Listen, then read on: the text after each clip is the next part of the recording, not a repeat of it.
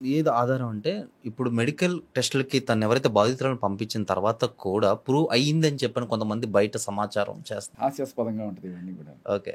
సంవత్సరం తర్వాత ఆ! అవన్నీ కూడా ఏదో ప్రొసీజర్స్ తప్ప ఓకే. సంవత్సరం తర్వాత తెలియదు ఏముండదు. ఓకే. సీరియస్‌గానే రిలేషన్‌లో ఉన్నారన్నా? మనకేం తెలుస్తుంది ఓకే. అస్సలు.